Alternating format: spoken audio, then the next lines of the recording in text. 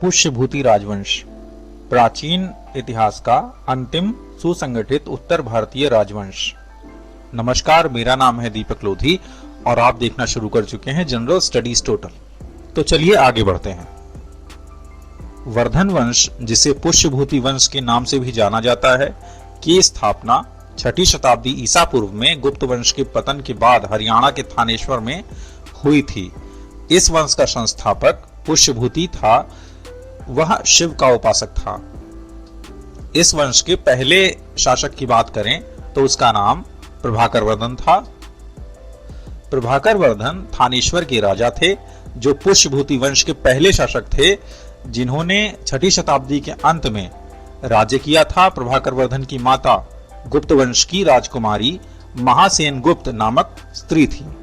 अपने पड़ोसी राज्यों मालवा, उत्तर पश्चिमी पंजाब के हूणों तथा गुर्जरों के साथ युद्ध करके प्रभाकर वर्धन ने काफी प्रतिष्ठा प्राप्त की थी। प्रभाकर वर्धन की मृत्यु 604 ईस्वी में हुई थी, जिसके बाद उनका सबसे बड़ा पुत्र राज्यवर्धन उत्तराधिकारी बना। अब हम इस वंश के दूसरे शासक की बात कर लेते हैं, जिसका नाम राज्यवर्धन था। राज्यवर्धन थानेश्वर के शासक प्रभाकर वर्धन का ज्येष्ठ पुत्र था। एक भीषण युद्ध के फलस्वरूप बंगाल के राजा शशांक द्वारा राज्यवर्धन का वध हुआ। राज्यवर्धन की बहन राजश्री का विवाह कन्नौज के मौखरी वंश के शासक ग्रहवर्मन से हुआ था। प्रभाकर वर्धन की मृत्यु के उपरांत ही देवगुप्त का आक्रमण कन्नौज पर हुआ। एक भयंकर युद्ध में ग्रहवर्मन मालवा के राजा देवगुप्त के हाथों मारा गया और उसकी पत्नी राजश्री को बंदी बनाकर कन्नौज के कारागार में डाल दिया गया।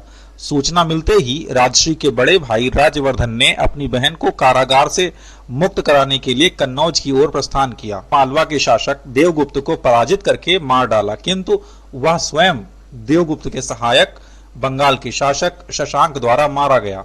उस समय राज्य में व्याप्त भारी उथल पुथल से राजश्री कारागार से भाग निकली। उसने विंध्याचल के जंगलों में शरण ली।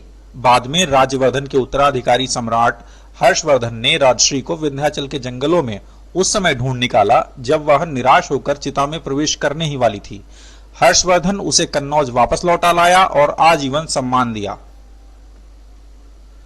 अब हम इस वंश के तीसरे और सबसे महत्वपूर्ण शासक हर्षवर्धन की बात कर लेते हैं।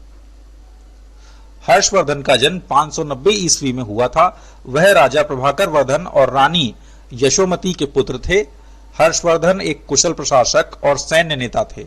हर्षवर्धन का कार्यकाल 606 ईस्वी से 647 ईस्वी तक था। हर्षवर्धन एक योग्य सम्राट थे, जिन्होंने उत्तर भारत पर शासन किया।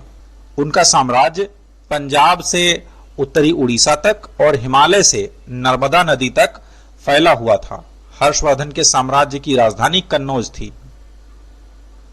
हर्षवर्धन और पुलकेशिन द्वितीय के बीच 612 ईस्वी के आसपास नर्मदा नदी के पास एक युद्ध लड़ा गया। हर्षवर्धन कन्नौज के सम्राट थे और पुलकेशिन द्वितीय चालुक्य वंश के चौथे राजा थे। पुलकेशिन द्वितीय ने हर्षवर्धन को हराकर वातापी कोंड की उपाधि धारण की।